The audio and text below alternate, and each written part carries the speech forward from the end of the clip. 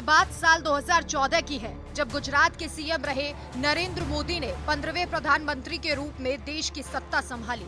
उनके साथ 45 मंत्रियों ने देश सेवा की शपथ ली। इसके बाद मोदी मैजिक लगातार चलता रहा और बीजेपी के सिर पर जीत का ताज सजता रहा।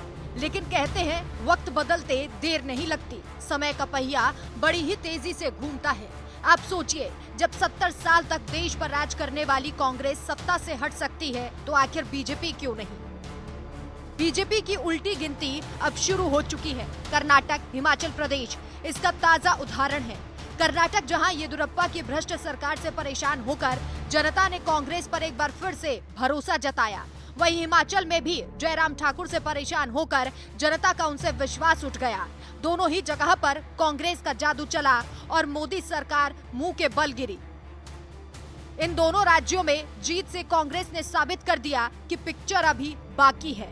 बीजेपी कई बार कहती नजर आई कि कांग्रेस पार्टी खत्म होने की कगार पर है, लेकिन अब लगता है कि जैसे यही कांग्रेस कई राज्यों में बीजेपी को खत्म करने की दिशा में काफी आगे बढ़ चुकी है। कर्नाटक और हिमाचल के बाद अब हाल ही में यूपी की घोसी विधानसभा सीट पर उपचुनाव में इंडिया गठबंधन की बड़ी जीत हुई।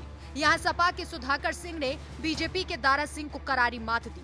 इसके बाद अब बीजेपी की टेंशन बढ़ गई है, क्योंकि जिस इंडिया गठबंधन को मोदी कमजोर मान रहे थे, अब वही गठबंधन मोदी के लिए आगामी चुनावों में सबसे बड़ा रास्ते का कांटा बन गया है। बीते विधानसभा चुनावों में यूपी में बीजेपी का दबदबा रहा, लेकिन अब लगता है कि योगी की कट्टर हिंदूवादी छवि धीरे धीरे कम हो रही है। मुखिया के खुद चुनाव प्रचार करने के बाद भी बीजेपी ने ये सीट गंवा दी। इस बार हिंदू मुस्लिम को लड़ाने वाली नीति भी पूरी तरीके से फेल साबित रही। घोसी सीट पर मिली हार से अब बीजेपी के कान खड़े हो गए हैं। अब बीजेपी नई रणनीति बनाने में जुट गई है। इस रणनीति के जरिए बीजेपी सपा और बसपा के वोट बैंक को अपने पाले में लाने की कोशिश कर रही है। इस वोट बैंक को अपने पाले में लाने के लिए बीजेपी एक और रणनीति पर काम करेगी और इसी के जरिए अभियान का वार करेगी। भीम सम्मेलन। यूपी में लगभग 22% दलित आबादी है।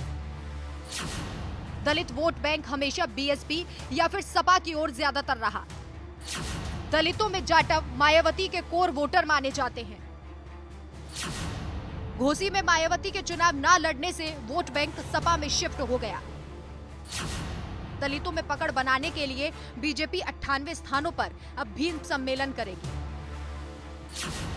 अनुसूचित जातियों के नेताओं और अन्य लोगों को बुलाया जाएगा। नए कार्यकर्ताओं को नमो मित्र का नाम दिया जाएगा। मोर्चा हर विधानसभा क्षेत्र में 100 स्वयं सेवकों को शामिल करेगा। इसके लिए पार्टी युवा कार्यकर्ताओं का एक डेटा भी तैयार कर रही है, जो नमो मित्र के रूप में काम करेंगे। नमो मित्र बीजेपी का वर्चस्व झुग्गी झोपड़ियों तक पहुंचाएंगे। दलित राजनीति में और ज्यादा आगे बढ़ने के लिए ये नमो मित्र और कार्यकर्ता दलितों के घर भोजन तक करेंगे। यानी कि बीजेपी की तैयारी अब सपा और बसपा के कोर बैंक को अपने पाले में लाने की है। इसकी बड़ी वजह है पिछले चुनावों के प्रदर्शन पर अगर नजर दौड़ाए तो विधानसभा चुनावों में बीजेपी पार्टी और उसके सहयोगी ने अनुसूचित जाति के लिए आरक्षित 84 विधानसभा सीटों में से 63 पर जीत हासिल की।